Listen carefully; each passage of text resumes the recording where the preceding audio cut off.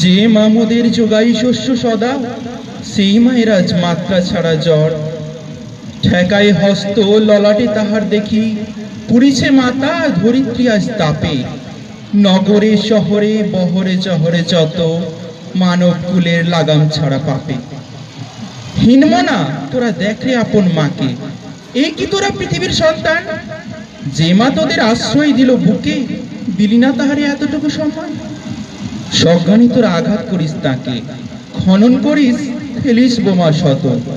নেই কো বিবেক, নেই মমতা কোনো, দিয়ে যাস তোরা আপন মাকে ক্ষত।